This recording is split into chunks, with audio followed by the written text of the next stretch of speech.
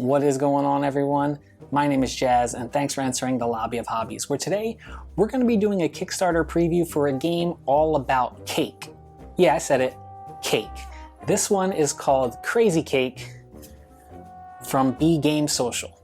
Now, Crazy Cake is a quick card game, plays in about 30 minutes for 2 to 6 players, and it has some take that element in it. So if you like to just kind of sabotage your friends and your family at the table, this one might be up your alley. So let's get into it.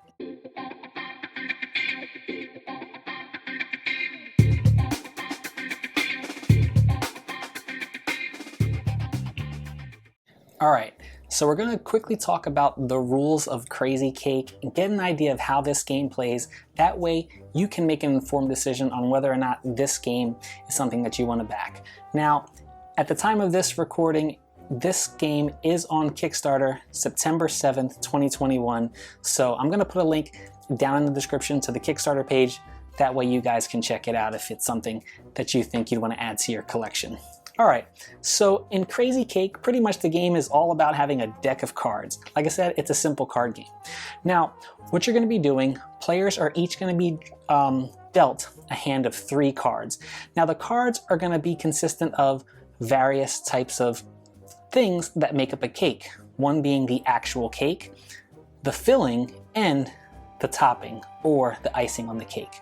Now, there are some things in this deck that are not just ingredients, but like I said, sabotage cards. Now, the sabotage cards can be things that are good, indifferent, or something that's going to kind of affect all players at the table. So on your turn, pretty much the turn is simple. With your hand of 3 cards, you're going to draw a card and then play a card. You're going to be either playing a card directly out in front of you in a tableau or in front of your opponent. But there are some specifics on how you play a card. Now, you can choose to play a sabotage card, and you can play it for your own benefit, or you can play it to harm somebody else at the table. Now, there are various types of sabotage cards in this game. For example, if you want to pretty much mess with everyone at the table, you can do a food fight. Now, in the food fight, this card pretty much says each baker or player is going to steal 1 ingredient from the top of any other opponent's tiers in their cake. Now, like I said, this game is building a tableau. You're building a cake. Now, how do you build a cake? This cake has to be done in 3 tiers. So, as you're building a cake, you first have to play it in order. You have to actually play your cake first before you can play some filling and then some frosting. This is 1 tier in your cake. You pretty much have to trigger the end game once one player builds 3 tiers into their cake. Now, as you can see, each cake card or ingredient card in this cake is going to be worth a different set of points. Some are going to be positive and some are going to be negative.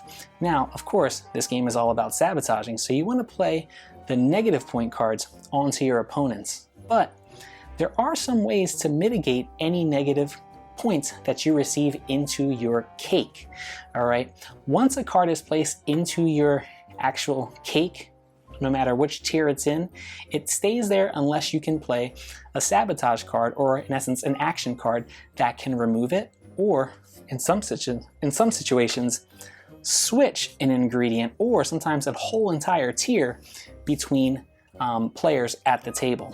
So like I said, this game is very simple. On your turn, you're either going to draw a card from the top of the deck, or you can draw a card from the discard pile. The only limitation is that you can't draw a sabotage card from the discard pile. It has to be an ingredient card.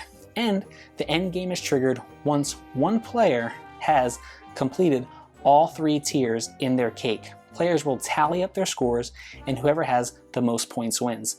Make 3 tiers, and you have your entire cake, whether it be a wedding cake, birthday cake, sweet 16 cake, quinceañera cake, however you want to do it. This game is all about making cake.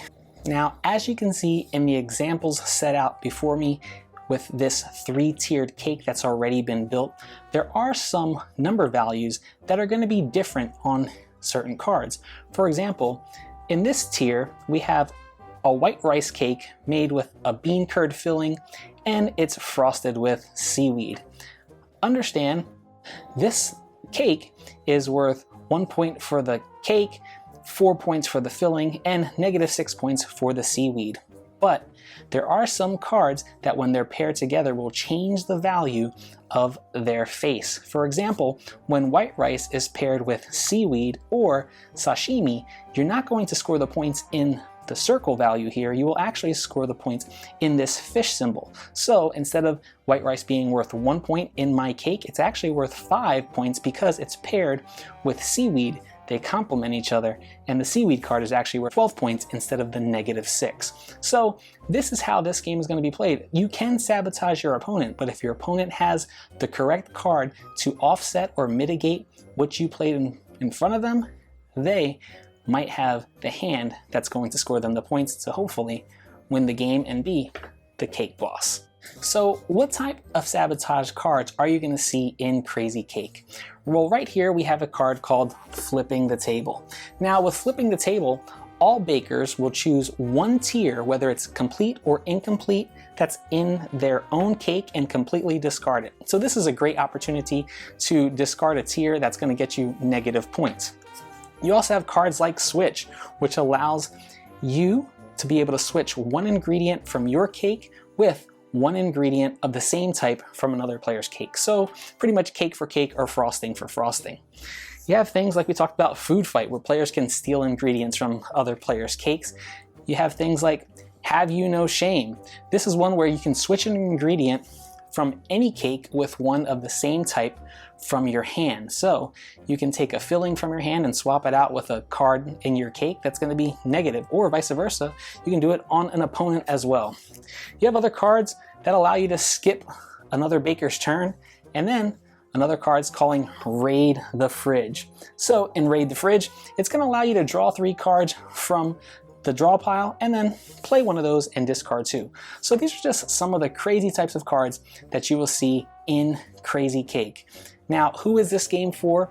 This game is definitely for friends and families that just enjoy having a lighthearted, quick filler game that plays in about 30 minutes. Again, 2 to 6 players. And if you like having laughs, having fun, and being able to sabotage what other people are putting out in front of them in little Tableau builders, this game might be up your alley. But if you're not a fan of take that games, I'd say maybe steer clear of this one so you're not getting into fights with your friends, or like I say, having cake fights at the table. So without further ado, thanks for stopping by and checking out this preview for Crazy Cake. This one's currently on Kickstarter. Again, the link's down in the description. I want to thank you guys for stopping through the Lobby of Hobbies. I'll check you out, play some games, share those games with people, and hopefully they discover something worth checking out. Have a good one.